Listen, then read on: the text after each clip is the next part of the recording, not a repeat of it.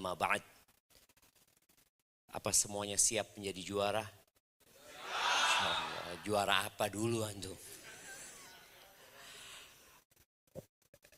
Jamaah rahimakumullah. Rasul sallallahu alaihi wasallam pernah bertanya kepada sahabat-sahabatnya. Kita tahu umat Islam itu mengalami fase yang sangat memprihatinkan ya. Sampai sebagian sahabat 3 hari nggak makan, pingsan. Rasul sallallahu alaihi wasallam ketika proses penggalian parit ya di kota Madinah pada saat diserang oleh orang-orang musyrikin, beliau itu sampai meletakkan batu di perutnya ya, diikat supaya tidak mah, karena nggak ada isinya perut itu. Lalu Nabi SAW bertanya kepada mereka, Kaifa antum idza futihat alaikum Faris war Rum? Bagaimana sikap kalian nantinya ketika Persia dan Romawi ditaklukkan? Kira-kira seperti apa sahabat ya? Kita sering dengar istilah OKB, orang kaya baru ya. Kalau orang kaya lama biasanya biasa aja, memang sudah kaya dari dulu kan. Tapi kalau ini dulu susah ya, tahu-tahu kaya, kadang-kala ada perubahan sikap jemaah. Nabi bertanya itu kepada para sahabatnya sallallahu alaihi wasallam. Kaifa antum? Gimana nanti kalau Persia dan Romawi ditaklukkan? Abdurrahman bin Auf, sosok sahabat yang kaya ya. Jadi Anda berharap semua yang hadir di sini seperti Abdurrahman bin Auf nantinya. Orang kaya yang nggak sombong, orang kaya yang suka berbagi, orang kaya yang tangannya di atas. Maka Abdurrahman mengatakan, nakunu kama qala Allah. Ya, kita akan menjadi seperti yang Allah firmankan.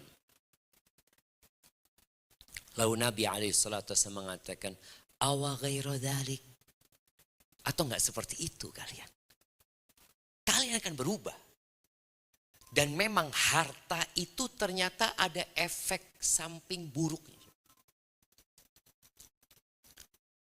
Maka beliau mulai menyampaikan beberapa efek samping dari ditaklukkannya Romawi dan Persia. Yang pertama kata Nabi SAW, tatanafasun. Kalian akan bersaing. Dan orang kalau sudah melihat harta, nggak ada puasnya. Kira-kira kalau antum sudah nikah? Oh alhamdulillah. Iya. Pertanyaannya, kalau antum dapat duit 1 T, kebayang nggak antum? Pernah mimpi dapat duit 1 T? Pernah mimpi? Bangun 1 T beneran? Oh enggak. Kira-kira sudah cukup buat antum?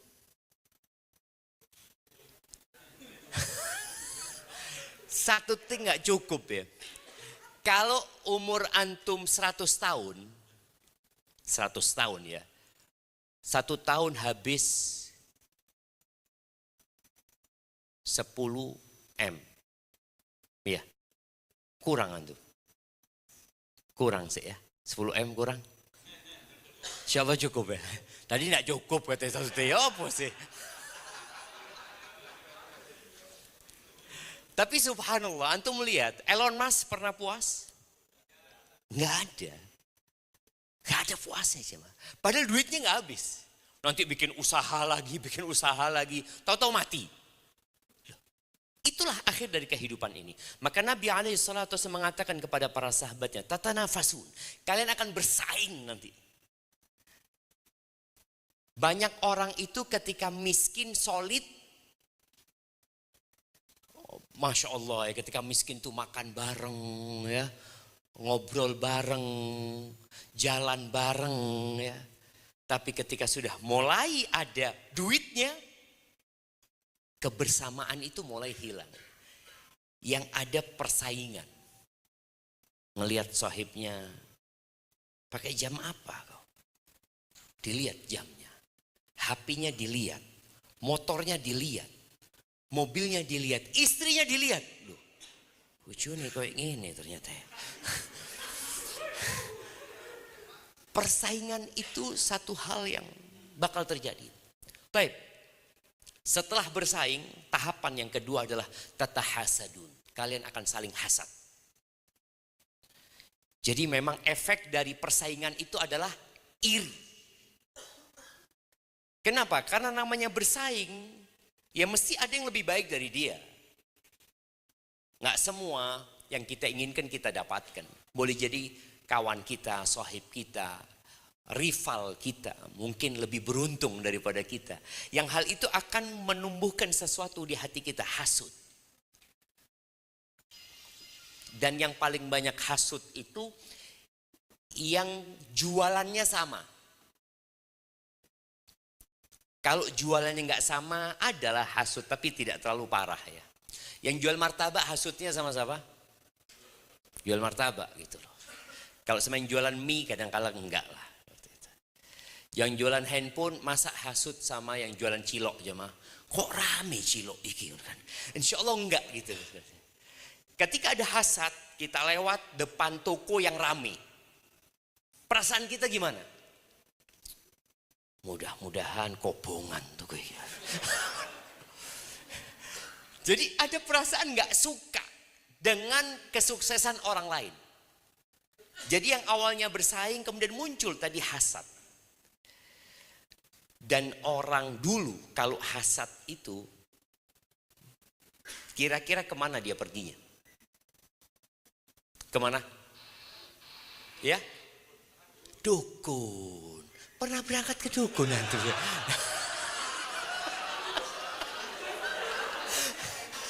Enggak. Mungkin pengalaman gitu kan. Enggak. Bukan karena pengalaman. Siap. Iya, cuma tadi. Makanya kalau kita lihat di surat Al-Falaq itu. Qul a'udzu birabbil falaq. Min syarri ma khalaq wa min syarri ghasiqin idza waqab wa min syarri naffatsati fil uqad. Penyihir. Dan kebanyakan penyihir itu perempuan dulu jemaah. Tuh. Ana mau tanya sama ibu-ibu, pernah dengar namanya kakek sihir? Pernah? Enggak ada, yang ada nenek. Loh memang Allah sebutkan wa min syarri naffatsati fil uqad. Perempuan-perempuan yang meniup buhul-buhul. Makanya yang ahli litrik. Tahu litrik itu jemaah? Itu kakek-kakek apa nenek-nenek? Loh, nenek, betul. Kemudian terakhir dari surat ini Allah mengatakan wa min syarri hasidin idza hasad. Dan nasihat anak kepada semua yang bergabung di juara ini, baca selalu ayat itu. 3 kali di pagi hari, 3 kali di sore hari. Setelah sholat, 1 kali. Baca qul huwallahu ahad, qul a'udzu birabbil falaq, qul a'udzu birabbin nas. Karena orang yang sukses itu ada yang hasud. Tapi kalau antum susah, insya Allah tidak ada yang hasud gitu. Tidak ada yang kepingin, ya Allah kapan aku susah kayak dia gitu. Tidak ada jemaah. Insya Allah tidak ada. Makanya ada satu pesan Nabi SAW ya. Semoga kita bisa menjalankan pesan ini. Beliau itu mengatakan alaihi salatu wassalam, ista'inu ala qada'i hawaijikum bil kitman. Kalian kalau punya sebuah perencanaan, maka sembunyikan perencanaan itu. Minta tolonglah dalam penyelesaiannya dengan menyembunyikan. Tidak ngomong kemana-mana. Karena kalau sudah perencanaan kita ngomong kemana-mana, kadang-kala nggak jadi. Apa penyebabnya? Nabi SAW mengatakan fa inna kulla dhi ni'matin mahsud. Setiap orang yang dikasih nikmat sama Allah mesti ada yang hasud. Kayak umpamanya ada teman mau nikah. Sudah nggak usah rame-rame. Ngomong sana ngomong sini. Makanya banyak orang padahal nikahnya tahun depan umpamanya. Tapi sudah ngomong kemana-mana. Pas sebulan sebelum nikah nggak jadi. Karena banyak orang yang nggak suka gitu. Apalagi kalau ada mungkin ya rivalnya antum yang ngelamar ditolak gitu ya. Sama-sama ngelamar, antum diterima, dia ditolak. Boleh jadi dia nggak suka.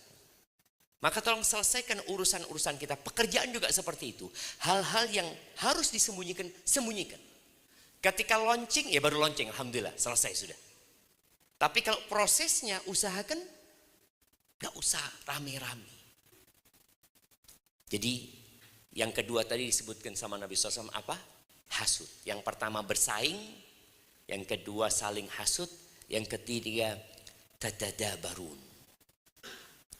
Kalian wis mulai tidak ketemu jemaah. Tidak nyopo kadang-kala. Gara-gara persaingan awalnya akhirnya tidak bertegur sapa. Yang terakhir tatabaghadun. Kalian akan saling bermusuhan. Tidak senang. Sama saudara yang sendiri nggak suka. Itu efek samping dari dibukanya harta. Ketika antum kaya, tapi kalau sudah miskin, insya Allah aman antum jemaah. Antum mau jadi kaya, jadi miskin.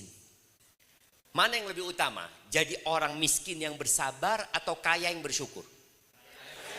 Oh lihat, tidak ada yang mau jadi miskin bersabar jemaah. Padahal sampai mati miskin. Tapi tetap ambisinya kepingin kaya. Itulah manusia.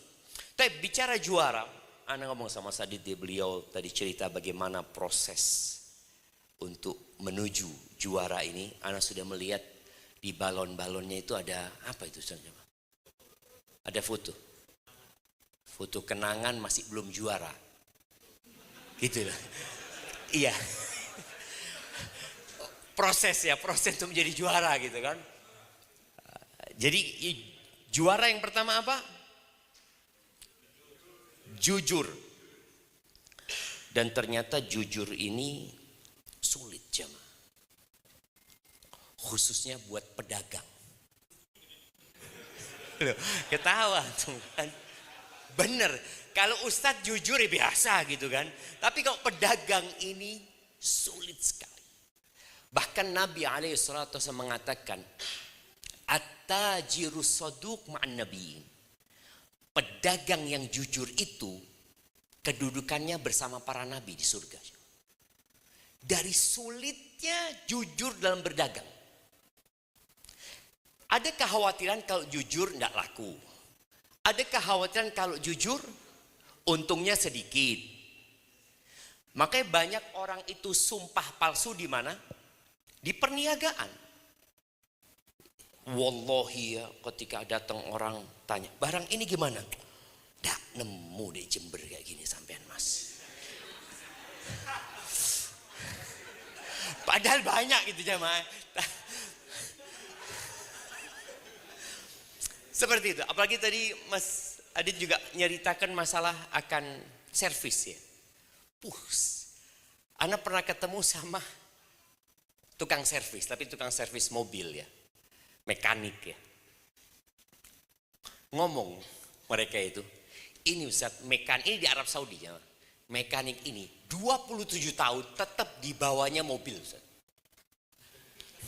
27, enggak pernah di atasnya mobil, tetap di bawahnya mobil. Enggak berkah jemaah. Karena banyak kebohongan. Urusan servis ini. Orang ketika bawa mobilnya, dia enggak tahu rusaknya apa. Enggak tahu. Kalau antum katakan rusaknya A, iya. Rusaknya B, iya. Padahal enggak rusak gitu kan. Maka di sini dibutuhkan kejujuran. Dan ketika jujur berkah. Contoh ya, ketika servis ternyata yang rusak, enggak rusak sebenarnya. Copot, tinggal dipasang, selesai. Padahal sudah ngomong di awal, kalau rusak ini 1,5 juta. Gimana siap? Siap gitu loh. Ya apa, uangnya kita siap gitu loh. Lek cuma ngomong copot, tinggal ngerapet no gitu, ya cuma 5.000. Milih mana sekarang? 1,5 juta atau 5.000? Ya 1,5 juta Ustaz. Tadi berat untuk jujur, berat untuk jujur. Makanya kenapa teman-teman di sini di Grand Corp ya, itu milih J yang pertama jujur. Karena memang dari sulitnya kejujuran itu. Orang munafik itu, kalau kita lihat gayanya, Allah menyebutkan, idza ra'aitahum tu'jibuka ajsamuhum. Kalau kau ngelihat orang munafik itu, ya Allah, penampilannya sangat meyakinkan. Wa iyaqulu tasma' liqaulihim. Kalau ngomong kayak orang paling jujur jamaah. Antum lihat ya pedagang-pedagang yang kalau ngomong menyihir pembeli ya, yang awalnya nggak mau beli jadi beli jamaah. Hah?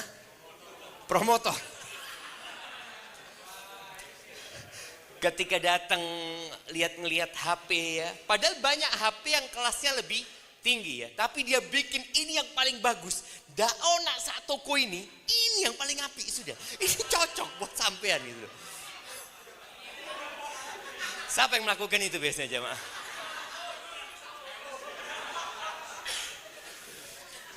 Ya apa Ustaz? Tugas dari atasan Ustaz. Bagaimana meyakinkan customer ini harus beli ini, jangan beli itu gitu loh. Jadi jujur itu penting. Karena akan berdampak kepada berkah tadi. Nabi SAW menceritakan tentang dua orang yang berdagang ya. Idza barra wa sadaqa. Kalau orang ini baik dalam bermuamalah, terus jujur, burika fi bai'ihima. Allah berkahi. Bicara berkah ini kadangkala jumlahnya tetap. Mungkin untuk merasakan, Ustaz sudah jujur gaji tetap Ustaz segitu. Apakah antum perlu laporan sama bos? Bos, saya jujur bos. Gitu loh. Tolong gajinya ditambahin. Nggak perlu antum ngomong seperti itu. Allah yang ngeliat. Makanya kalau kita lihat A-nya itu kan Allah. Allah yang senantiasa memperhatikan kita. Jadi tatkala kita jujur, Allah kasih berkah. Walaupun gaji yang kita bawa pulang sama. Di mana kita bisa merasakan berkah? Alhamdulillah, anak kita tidak sakit. Istri kita sehat. Motor kita pentilnya tidak hilang. Loh, ini kalau kita bicara, bisa jadi antum pulang motornya kempes. Akhirnya antum harus keluar duit untuk nembel. Boleh jadi ternyata businya sudah aus. Tapi gara-gara antum jujur, kita lihat ya sebagian orang, akinya itu tahan lama. Tapi sebagian orang opo akinya nggak tahan lama gitu. Kemudian sakit terus-terusan, anaknya sakit, mertua sakit, bapak sakit. Boleh jadi disebabkan kita tidak jujur. Maka tolong jaga kejujuran ini.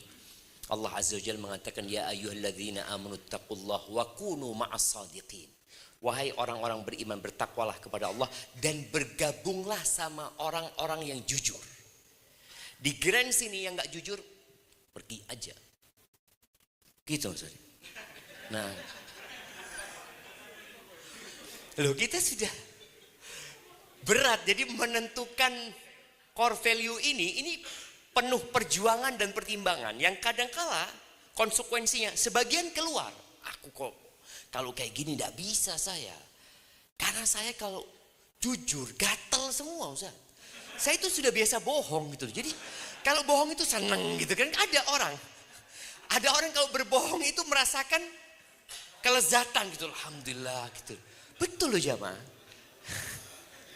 Loh, antum nggak percaya kalau itu ada dalam masyarakat. Nabi SAW mengatakan, alaikum bisidqi. Hendaklah kalian jujur.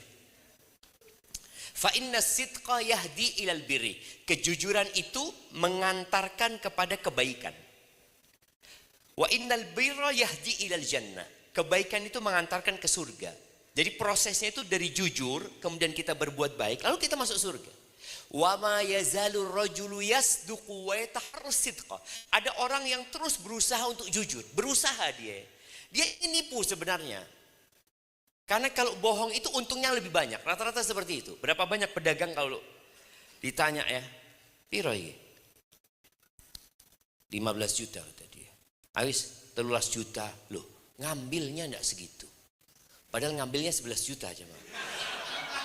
Ana itu paling loro hati kalau ketemu pedagang kayak gitu ya. Nanti kita pergi dipanggil. Ya sudah papa sudah. Loh. Pernah antum merasakan seperti itu? Orang itu ngomong modalnya aja tidak segitu. Ketika antum tinggal dipanggil antum sama dia. Kita ngelihat. Tidak apa-apa rugi. Tidak, padahal dia bohong ya. Tapi ada orang yang berusaha untuk jujur.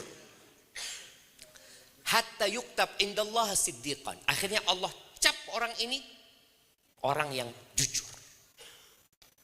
Sehingga orang-orang itu kalau bermuamalah sama orang ini, ya Allah enaknya sama fulan kata dia. Kenapa? Jujur dia. Ada stempel yang diberikan sama Allah yang masyarakat akan menilai hal itu. Tapi yang bohong, ada orang yang bohong. Dan Nabi memperingatkan, iyakum wal kadhib. Fa innal kadhiba yahdi ilal fujur. Hati-hati dengan kebohongan, hindari kebohongan. Kebohongan itu mengantarkan kepada kejahatan. Jadi ketika orang berbohong, akan berbohong lagi, akan berbohong lagi, akan berbohong lagi. Dan kejahatan itu mengantarkan kepada neraka. Wa ma yazalur rajulu yakdzib. Dan ada orang ya yang terus bohong dan ada upaya dia untuk terus bohong, tidak ada tobatnya. Sampai dicap sama Allah kadzab, pembohong. Maka tadi yang sampaikan, kalau tidak bohong loro kabeh awake. Ketika dia bohong dia senang. Nauzubillah min dzalik. Maka tolong jaga kejujuran ini yang insya Allah dengan kita jujur tadi kita akan mendapatkan berkah di usaha ini. Baik, yang kedua apa U-nya?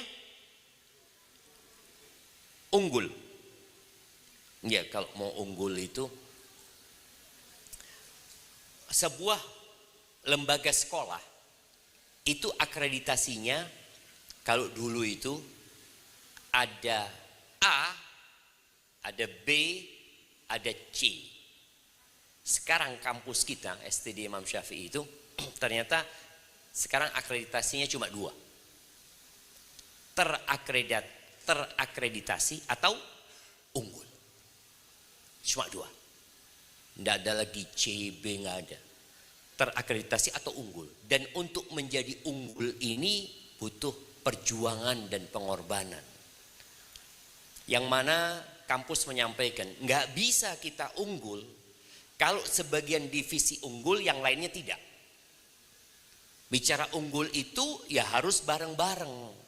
Direncanakan dari awal kalau kita memang benar-benar ingin unggul. Dan Nabi SAW menyebutkan orang Islam itu ada 2 macam. Tolong kita semua mengevaluasi diri. Jadi kita itu memang butuh evaluasi diri. Jangan nunggu ditegur sama orang lain. Ana izin minum jamaah ya. Ana heran belum dibukakan air ana, belum dituangkan. Ya ini mungkin dari usaha pengorbanan tadi jamaah. Aman.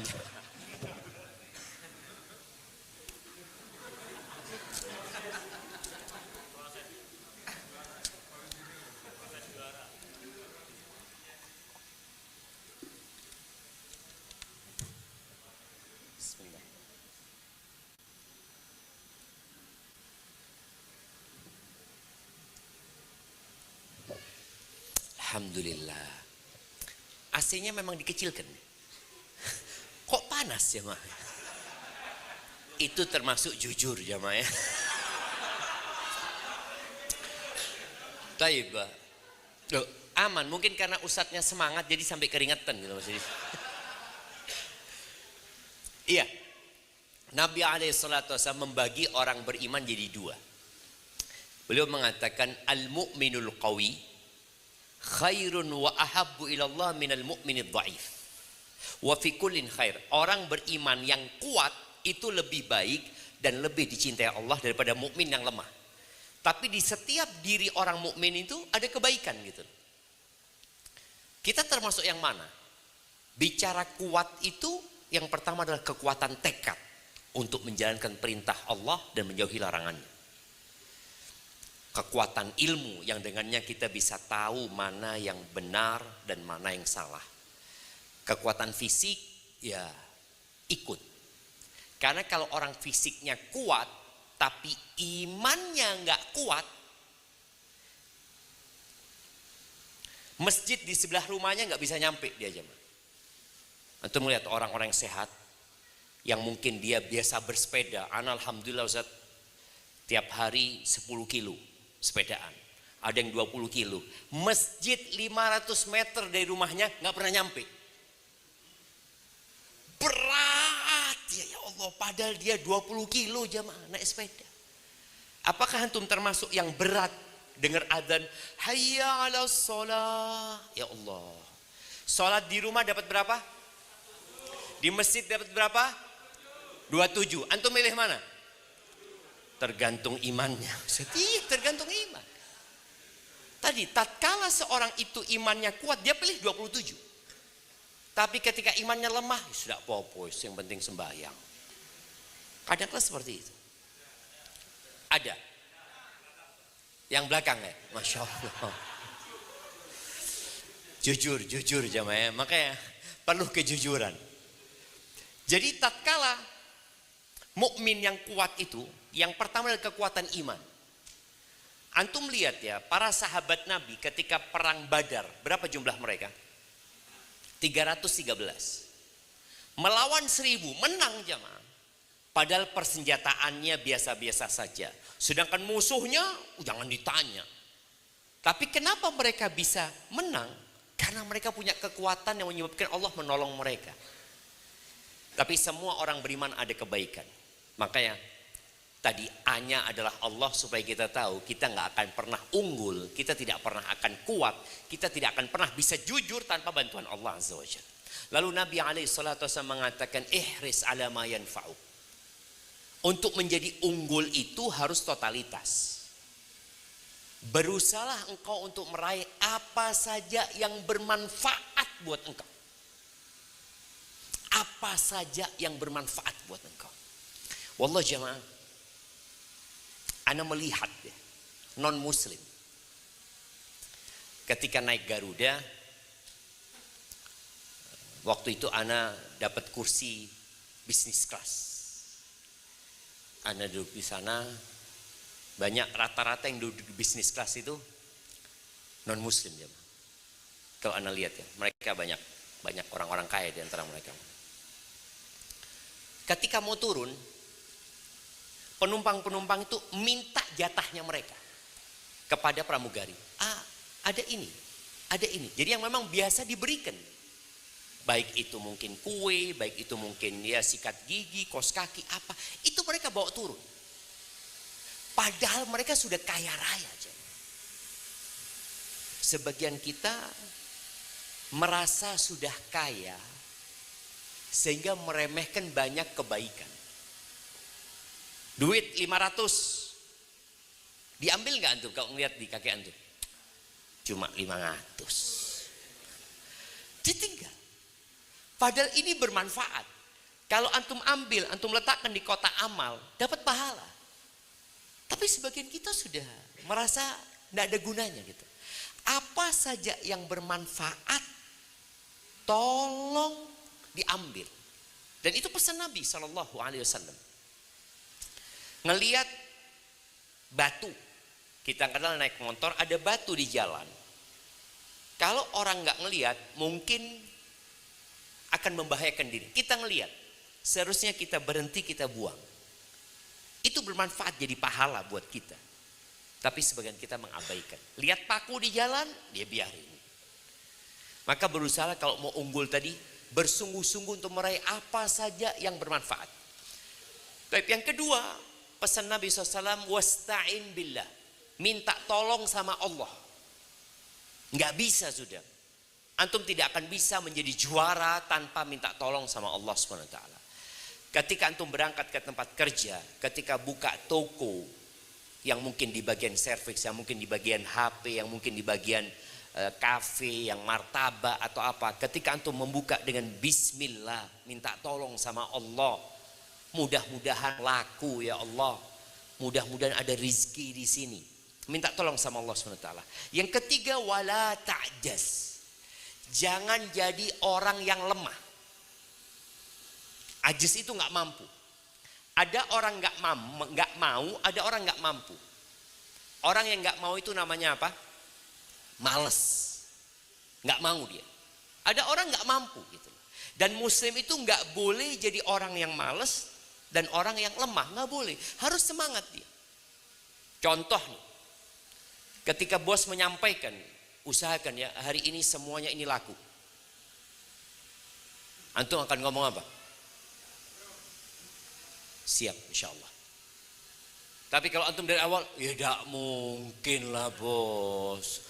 Mosok teh payu kabeh. Dari awal sudah pesimis. Nggak. Ana masih ingat dengan seorang pimpinan. Dia di Zahir account ya, ada aplikasi Zahir accounting itu. Dia ngomong, ana punya anak buah banyak Ustaz, kerjanya di depan komputer Ustaz. Ana ngomong sama mereka, antum mau tiduran, mau apa nggak apa-apa, yang penting bisa datangkan fulus. Karena tujuan kita bekerja cari fulus. Jangan pura-pura sibuk depan komputer, wah, tapi tidak oleh duit gitu. Buat apa gitu loh? Karena tujuan utamanya dapat fulus gitu. Dicari itu fulus gitu. Kemudian dia mengatakan, anak pernah nyuruh anak buah anak Ustaz, lakukan ini. Dia kadang ngomong, tidak bisa bos, kamu dipecat hari ini, sudah berhenti. Saya nggak mau ada orang tidak bisa di kantor ini. Jadi bahasa tidak bisa itu nggak boleh ada. Yang ada bahasa saya usahakan. Kita diminta tolong sama Allah. Saya akan usahakan. Perkara sudah berusaha kemudian tidak bisa, kita laporkan, kita sampaikan afwan. Targetnya nggak tercapai, minta maaf. Tapi ana sudah berusaha. Ini bukti usaha ana. Fa in asabaka syai', kalau engkau tertimpa musibah, sesuatu yang tidak diinginkan, ya sudah. Katakan qadarullah wa masya'a fa'al. Itu udah takdir Allah SWT. Asalkan tadi kita sudah berusaha. Tapi kemudian A-nya adalah Allah menjadi tujuan ya. Karena memang kalau tujuan kita dunia, antum akan capek dan lelah. Nggak bisa tidur. Tapi kalau tujuannya antum Allah, mencari keridhaan Allah ya, mencari surganya Allah Subhanahu wa taala, insyaallah urusannya dimudahkan walaupun antum miskin. Ada orang kaya raya tapi tujuannya bukan Allah, menderita dia. Ana dulu berpikir ya, orang kaya itu orang yang paling nikmat hidupnya. Karena semua sudah ada. Ya kalau kita berpikir sekarang orang paling kaya siapa? Di Indonesia siapa? Siapa orang paling kaya di Indonesia? Di Jember. Orang paling kaya sak Jember siapa jemaah? Siapa? Gus Fawaid. Masya Allah. Ya, mungkin Gus Fawaid, mungkin orang terkait. Karena dia yang punya Jember semuanya jamaah seperti itu ya. Tapi ketika tujuannya bukan Allah, dia akan susah tidur. Makanya berapa banyak orang kaya itu yang kalau mau tidur harus minum obat tidur. Orang-orang yang terkenal kadangkala kena kasus narkoba. Kenapa sih mereka seperti itu? Karena mereka tidak mendapatkan ketenangan dan kedamaian. Kedamaian itu kalau kita ada di A, Allah jadi tujuan kita. Tapi kemudian R-nya apa? Apa R-nya? Ridho. Ridho dan rasa syukur. Ini sesuatu yang sangat indah sekali ya. Nabi SAW mengatakan, Irdha bima qasamallahu lak takun aghnan nas. Ridholah engkau dengan apa yang Allah berikan kepadamu. Engkau akan menjadi orang paling kaya sedunia ini. Ternyata untuk jadi orang kaya itu cukup ridho. Dan ketika antum ridho, antum butuh satu lagi yang ridho. Siapa? Nah, orang tua. Oke, selain orang tua, istri. Betul bapak ini. Betul, kasih hadiah. Kenapa? Kalau istri nggak ridho, istri nggak qanaah, antum akan menderita. Betapa banyak terjadi penipuan ya, terjadi manipulasi dan itu gara-gara ketika suami datang ke rumah dimarahin sama istrinya. Kok cuma saya ini mas?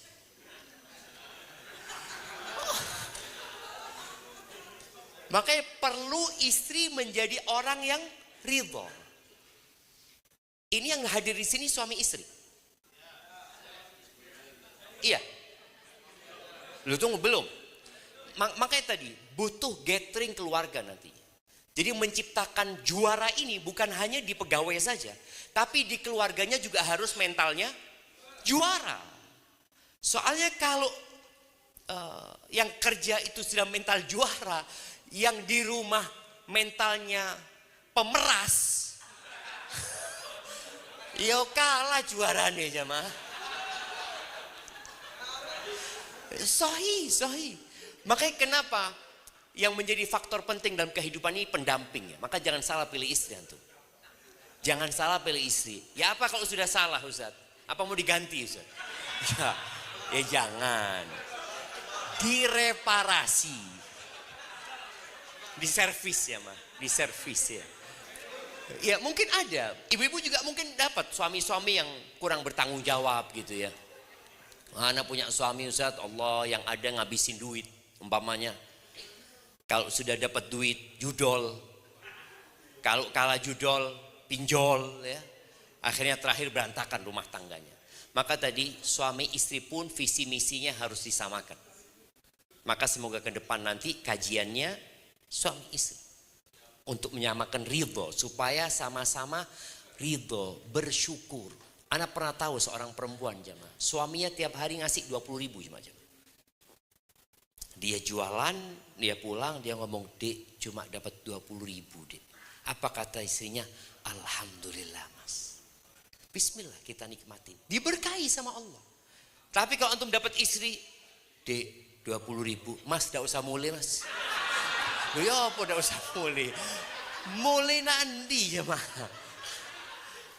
Nabi Ismail pernah dapat istri yang tidak ridho. Bapaknya Nabi Ibrahim datang. Tanya sama istrinya, "Kemana suamimu?" Nggak tahu istrinya ini kalau yang datang itu mertuanya. Sedang kerja, berburu. "Di mana kehidupan kalian?" "Aduh, kita melarat, kita susah, makanan ini." Pokoknya mengeluh jemaah. Akhirnya katanya Nabi Ibrahim, "Kalau suamimu datang nanti, aku kirim salam sama dia. Suruh ganti depan pintu rumahnya." Biasanya rumah dulu itu ada kayak kayu di depan rumahnya ya, karena agak panggung rumahnya gitu. Suruh ganti. Ketika Nabi Ibrahim datang, tanya, adik Nabi Ismail datang ya. Tanya, "Ada yang datang?" Katanya, "Iya, ada orang tua, ini, itu." Pokoknya jelek, orang tua ini dianggap jelek sebenarnya. Terus ya dia tanya-tanya tentang rumah tangga. Ya sudah aku cerita sama dia. Bayangin ya, ada istri-istri yang suka curhat sama orang lain tentang kehidupan rumah tangganya. Betul? Kok sepakat ini ya? Iya. Dia curhat kepada orang yang tidak akan memberikan solusi. Yang hanya akan memperkeruh keadaan. Oleh karena itu Nabi Ibrahim pesan tadi. Tanya, pesan apa? Ya dia kirim salam sama engkau. Suruh ganti depan pintu rumahmu. Kata dia, "Oh yang datang tadi itu bapakku." Kata dia. Dia nyuruh aku menceraikan engkau. Sudah, engkau pulang ke rumah orang tuamu. Ya diganti jemaah. Masuk bapak. Tapi gantinya yang kena gitu loh. Ojo ganti lebih parah lagi jamaah seperti itu. Karena ada orang yang naik mobil terus bannya itu bocor. Diganti ban serep. Ban serep luwih rusak timbang ban itu jamaah. Maka jangan sampai itu terjadi. Maka nasihat anak, jangan buru-buru ganti istri. Sabar. Digenakno bojone. Boleh jadi antum punya istri kayak gitu karena antum memang tidak pandai bersyukur. Akhirnya dapat istri yang tidak pandai bersyukur. Maka perbaiki diri kita dulu. Usahakan kita menjadi orang yang ridha, insya Allah istri kita juga akan jadi orang yang ridha. Baik, jadi ridha dan rasa syukur ya. Kemudian yang terakhir apa? Asa dan aksi suportif. Iya. Antum tahu core value-nya BUMN? Akhlak. A-nya apa? Amanah. Ya. K-nya kompeten.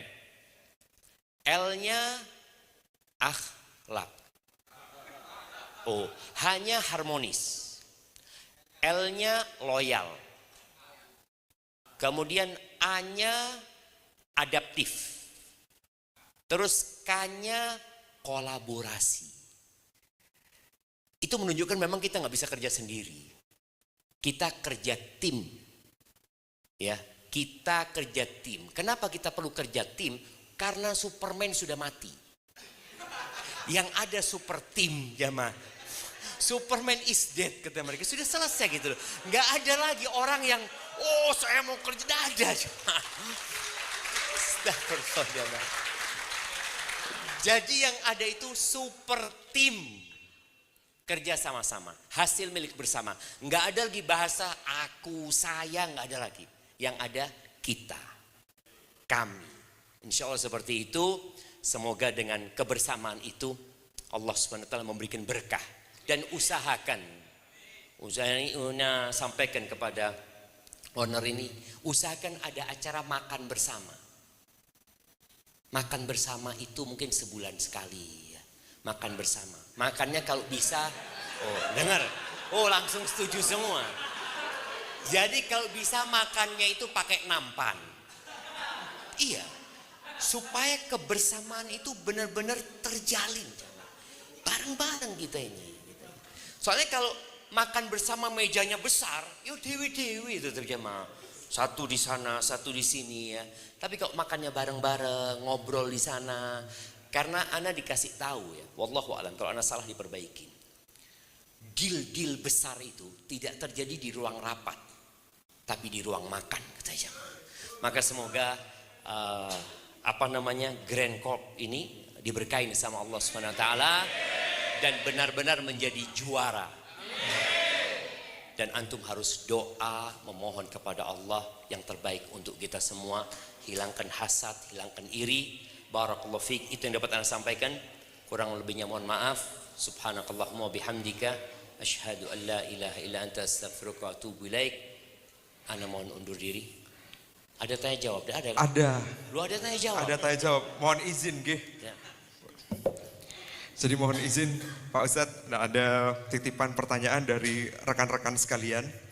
Jadi yang pertama, ini ada pertanyaan, bagaimana pandangan Islam mengenai tanggung jawab moral seorang muslim dalam pekerjaan pemasaran untuk menjaga kepercayaan konsumen, terutama ketika ada tekanan menggunakan teknik psikologis dalam pemasaran yang bisa mengurangi kejujuran, dan bagaimana solusi yang bisa diterapkan agar tetap jujur tanpa mengorbankan keberhasilan bisnis. Masya Allah, Masya Allah. Mungkin bisa dikasih contoh. Seperti apa kira-kira? Kalau dikasih contoh di sini karena tidak mencontohkan, mungkin kalau dilihat dari sisi psikologisnya biasanya kan kalau di zaman digital sekarang itu ada harga coret mungkin begitu. Mungkin maksudnya seperti itu. Oh, siap. Atau ada penawaran-penawaran yang mungkin gitu kan, yang mungkin itu menimbulkan ya mungkin sedikit agak kebohongan tapi psikologis pelanggannya bisa ini. Iya, jadi memang Rasul sallallahu alaihi wasallam menyampaikan ya, inna minal bayani la sihra. Termasuk dari sihir itu adalah penjelasan. Jadi ada orang yang ngomong yang awalnya nggak mau beli, akhirnya jadi mau beli. Selama tidak ada kebohongan nggak apa-apa. Yang nggak boleh itu bohong gitu loh. Kalau dikatakan tadi kita memasarkan, kalau bicara harga coret, kan memang dicoret harganya. Betul nggak? Betul, dia memang harga coret ya. Terus terang di Arab Saudi itu ada satu hal yang ana merasa tertipu jemaah ya. Ketika selesai Covid, itu ana berangkat umroh pertama jemaah.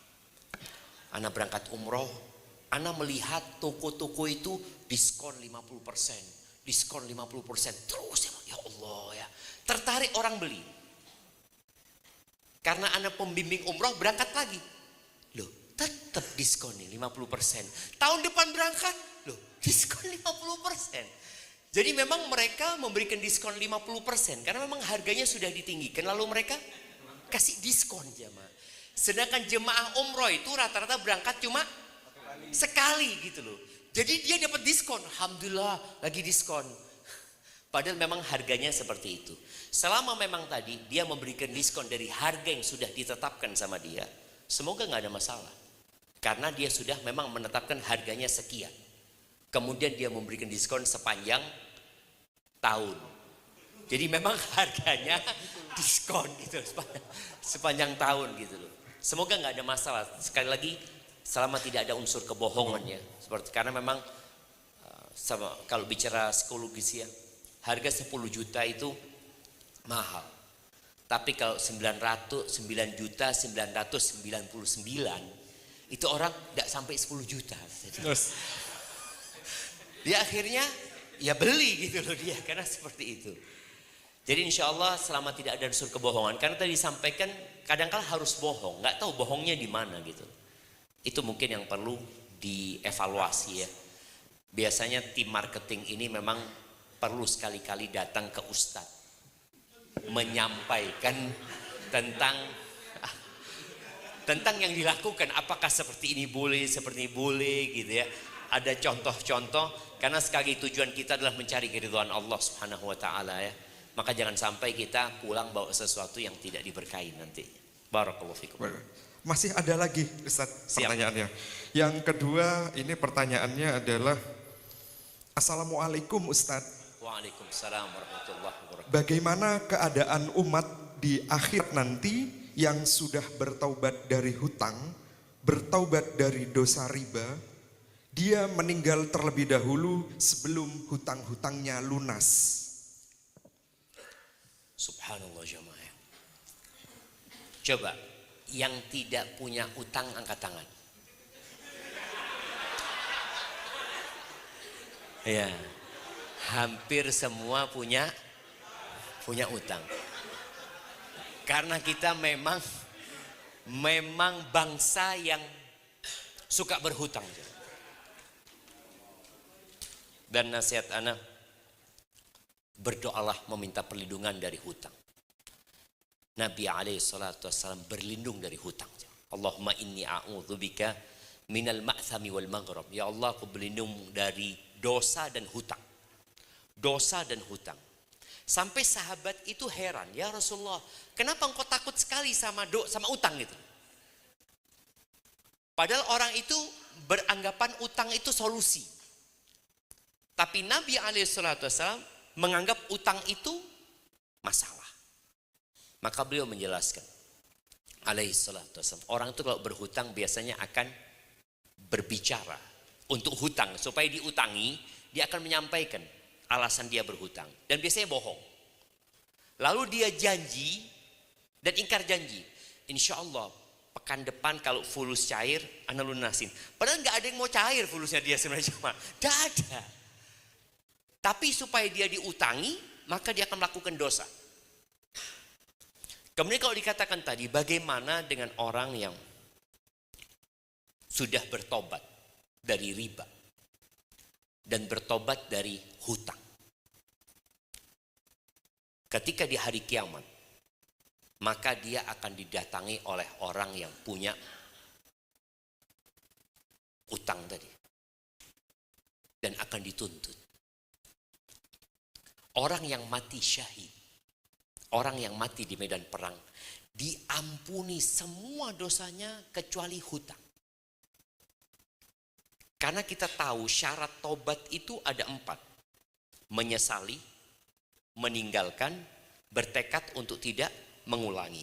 Kalau urusannya dosa sama manusia, itu Allah serahkan kepada manusia itu. Dia harus minta maaf. Kalau dia punya utang tadi, ya dia harus melunasinya. Kalau dia pernah nipu orang, ya yang dia tipu itu harus dikasih tahu dan minta dihalalkan apa yang sudah dia kerjakan. Kalau enggak akan dituntut. Karena pertobatannya, kalau tadi dikatakan dia sudah tobat, tapi ternyata tobatnya belum selesai.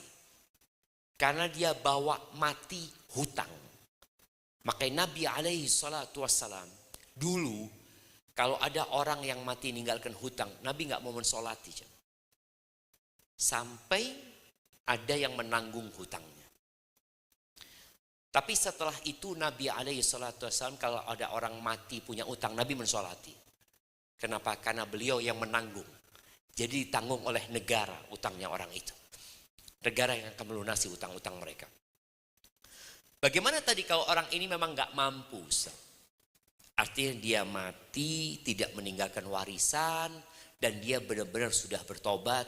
Ya semoga Allah kasih kemudahan nantinya pada hari kiamat. Tapi jangan merasa aman dari hutangnya. Karena orang yang mati syahid pun nggak diampuni hutangnya. Walaupun pahalanya sudah banyak, dia harus menghadapi tuntutan orang. Dan orang yang mau berhutang, lihatlah apakah antum memang membutuhkan atau tidak. Sekarang di marketplace itu ada tawaran untuk hutang. Ada kan? Jadi yang suka masuk pasar siapa? Ibu-ibu. Ibu-ibu ini seneng lihat-lihat jemaah. Nggak beli, saat cuma masukkan ke keranjang. Ya kan? Masuk ke keranjang.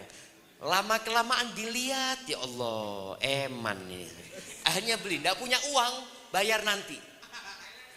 Apa pay later mungkin ya, ada bayarnya nanti. Itu hutang ya. Maka tolong ketika tidak butuh jangan berhutang. Kalau harus berhutang, jangan yang hutangnya riba. Karena kalau sudah hutangnya riba, boleh jadi antum tidak akan pernah bisa melunasinya.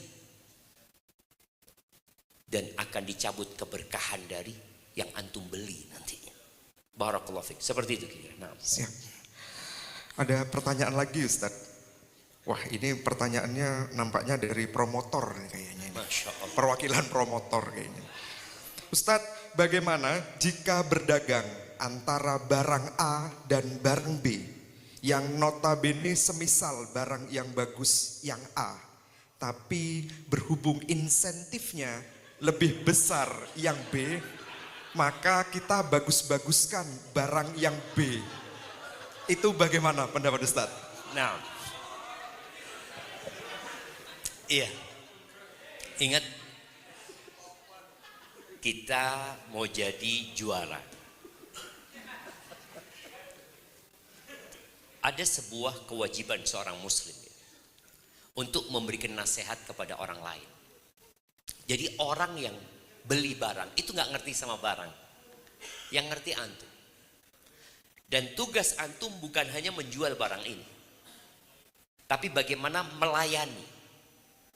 Jadi kalau kita lihat ya perusahaan-perusahaan besar itu sudah bukan servis lagi, tapi hospitality mereka itu benar-benar membuat orang akan kembali lagi karena merasakan kenyamanan.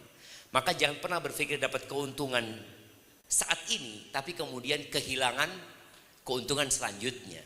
Kira-kira orang itu kalau pulang bawa barang yang B tadi, terus ketemu sohibnya beli yang A, ketemu, antum beli ini, ya Allah dibohongi antum. Enggak, kata orangnya ini bagus ini. Yuk, kita lihat YouTube yuk. Nih, betul kan? Iya. Kira-kira antum didoakan ya Allah mudah-mudahan yang jualan itu ya Allah tabrakan kok ya Allah. Kira-kira ya apa? Enggak, insya Allah enggak didoakan seperti itu jamaah ya. Tapi tadi kita kadang kala karena lupa sama Allah. Kita ambisinya dunia. Akhirnya kita berusaha untuk mendapatkan insentif yang lebih daripada kita dapat insentif yang biasa tapi berkah. Karena orang itu akan puas dan akan mengatakan kepada antum jazakallah khair. Barakallahu fiik ya. Ada cerita seorang sahabat namanya Jarir ibn Abdullah. Ini sahabat jamaah ganteng. Sampai Umar bin Khattab menyebutkan ini Yusufnya umatnya Nabi Muhammad dari gantengnya dia. Pernah suatu hari dia nyuruh anak buahnya beli kuda. Berangkatlah anaknya ke pasar, dapat kuda yang bagus dibawa ke rumah untuk dibayar sama bosnya. Artinya bosnya mau ngeliat dulu gitu. Setelah dilihat harganya deal 300 dirham. 300 dirham itu ya 30 dinar. 30 dinar itu kira-kira sekarang ya 300 jutaan. Ya, 30 dinar ya 300 jutaan atau 250 juta. Ketika dilihat kudanya ini, ngomong bosnya ini, Jari itu mengatakan, kudamu ini bagus, kata dia. Gimana kalau harganya 400 dirham? Ada orang nawar ke atas ya. Pernah ngelihat ada orang nawar ke atas? Kita kalau ngelihat orang nawar ke atas, ini niat apa? Main-main ini begitu kan? Ini nawar ke atas 400 dirham. Ya maulah kata dia. Dilihat lagi ndak. Barangmu ini bagus sekali. Gimana kalau 500? Ya mau dia. Sampai terakhir dibayar 800 dirham. Dibayar. Anak buahnya itu setelah orang itu pergi, ngomong sama bosnya ini. Aku datangkan kepadamu harga yang murah. Engkau beli dengan harga yang mahal. Kok bisa kayak gitu? Iya kata Jarir. Aku pernah berjanji sama Nabi SAW. Agar aku memberikan nasihat kepada setiap muslim. Karena ada orang-orang yang gak tahu sama barang jemaah. Ada orang gak tahu sama barang. Dan kita paling seneng ya.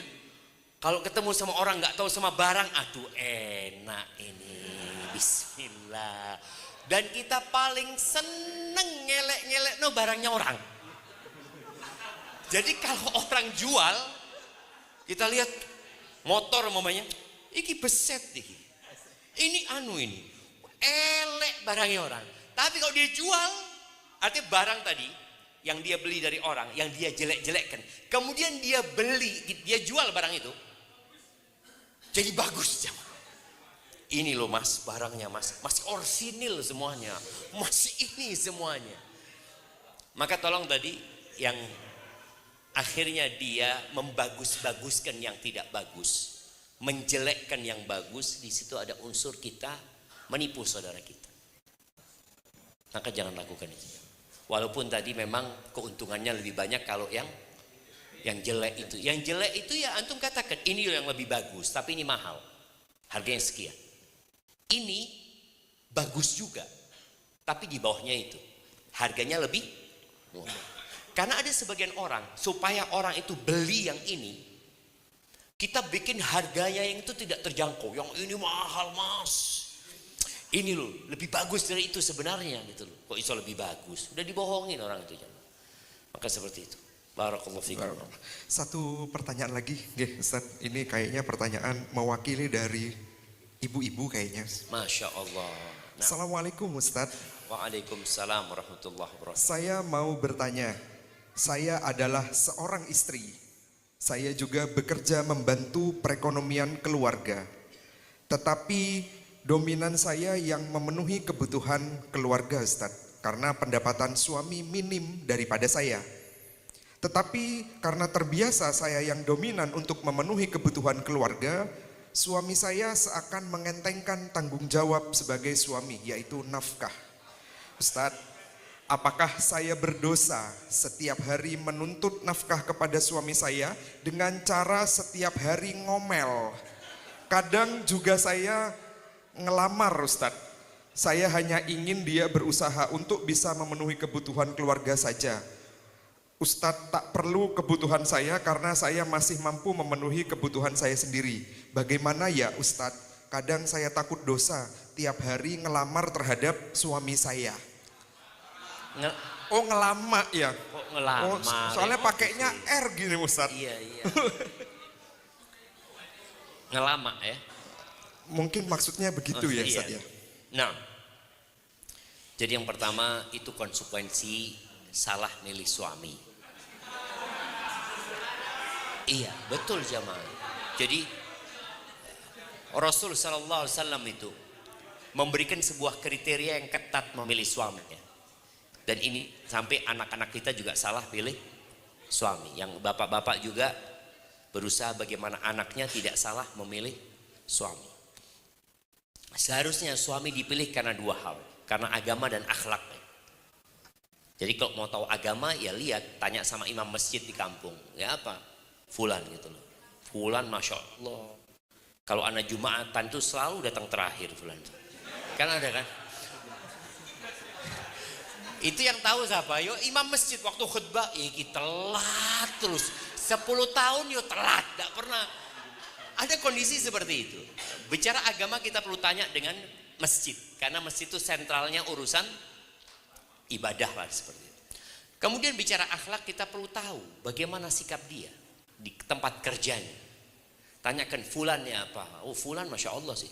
Sholat di masjid pertama. Tapi utang gak bayar-bayar. Oh itu agamanya baik, akhlaknya buruk gitu loh, seperti itu kan. Karena nggak nyaur utang itu termasuk akhlak buruk. Karena menunjukkan dia nggak bertanggung jawab. Orang yang tidak bertanggung jawab. Akhirnya berdampak tadi kepada kehidupan rumah tangga yang tidak memenuhi kebutuhan istrinya. Nafkah ini wajib, bukan sunnah. Memang kadangkala ada orang menikah itu tidak pernah belajar apa kewajiban dia. Muncullah suami-suami kayak gini. Istri juga harus tahu. Dengan dia bekerja, kadang-kala dampaknya suami akhirnya mengentengkan. Maka tolong nasihat anak kepada istri yang bekerja tadi, berusaha untuk memberikan pelayanan yang lebih kepada suami. Sudah suamimu memang tadi dikatakan mungkin penghasilannya sedikit ya. Tapi ketika engkau tetap menghargai suamimu, menghormatin suamimu, semoga dengan cara itu suamimu berubah. Dan harta yang kau berikan ke dalam rumah tangga itu dinilai sodakoh nantinya. Engkau tetap akan dapat pahala sodakoh. Karena sekarang tuh cari suami yang baik sulit jemaah. Betul bapak-bapak? Ya sing ono iki di rumah jemaah. Enggak betul ya. Iya. Tapi yang jelas tadi yang ada ini di rumah. Kalau memang tadi kesalahannya dari ibu salah milih, ketika milih suami kayak gitu dilihat cuma karena tampangnya saja. Ternyata wajah yang tampan itu tidak mendatangkan uang jemaah. Iya. Oh cinta. Enggak Ustaz, ana itu cinta sama suami ana. Cinta itu tidak mendatangkan uang. Gitu. Tadi akhirnya suami kurang bertanggung jawab ya. Maka nasihat ana, tuntutan itu mulai dikurangi. Tapi kan anak punya hak, betul. Rasul SAW menyampaikan nanti akan ada pemimpin-pemimpinnya yang dolim. Yang dia nuntut hak kepada rakyatnya tapi tidak memberikan hak rakyatnya. Lalu apa sikap kita? Pertanyaan para sahabat kepada Nabi SAW. Kalian berikan hak pemimpin kalian. Terus hak kami gimana ya Rasulullah? Kalian minta sama Allah. Allah itu yang punya langit dan bumi ini. Maka istri yang soleha tadi, bismillah, anti memang punya hak. Dan suami yang dolim akan mendapatkan balasan nantinya. Jangan sampai kondisi tadi membuat keharmonisan hilang. Ya udahlah, suamimu memang kurang baik, engkau berusaha untuk memberikan khidmat. Kemudian kalau ada waktu ya, umpamanya ajak suaminya sharing, bang kira-kira gimana caranya supaya nafkah itu bisa diberikan. Jadi tidak menuntut tapi mungkin lebih sharing sama suami. Kemudian kalau cerewet, ngomel, kalau ada gunanya nggak apa-apa. Kalau enggak ada gunanya, ngeseli. Maka lebih baik bersabar, didoakan suaminya, terus berkhidmat. Semoga dengan cara itu rumah tangganya mendatangkan sakinah, mawaddah dan rahmah insyaallah. Barakallahu fiik. Itu menjadi pertanyaan terakhir ya. Jamaah ini akhir Jumat ya. Akhir Jumat itu termasuk waktunya doa dikabulkan sama Allah Subhanahu wa taala. Maka kita berdoa memohon kepada Allah Azza wa Jalla. Beliau biasa berdoa Nabi alaihi salatu wassalam, Allahumma qsim lana min khasyatik ma tahulu bihi bainana wa baina ma'asik wa min ta'atika ma tuballighuna bihi jannatak wa min al-yaqin ma tuhawwinu bihi alaina masa'ib ad-dunya ومتئنا بأسماعنا وأبصارنا وقوتنا ما أحييتنا واجعله الوارث منا واجعل ثأرنا على من ظلمنا وانصرنا على من عادانا ولا تجعل مصيبتنا في ديننا ولا تجعل الدنيا أكبر همنا ولا مبلغ علمنا ولا تسلط علينا من لا يرحمنا ربنا آتنا في الدنيا حسنة وفي الآخرة حسنة وقنا عذاب النار وسبحان ربك رب العزة عما يصفون Wassalamun alal mursalin. Walhamdulillahi rabbil alamin. Wassalamualaikum warahmatullahi wabarakatuh. Waalaikumsalam warahmatullahi wabarakatuh. Jazakallah khair pada Ustadz Syafiq Riza Basalamah. Dan mohon izin berkenan Ustadz, ada foto bersama para ikhwan. Jadi kami minta kepada seluruh hadir yang laki-laki ini untuk bisa berfoto bersama Ustadz Syafiq Riza Basalamah. Foto dari atas. Oh iya betul. Yes. Enak bisa semua kayak gitu ya. Ada.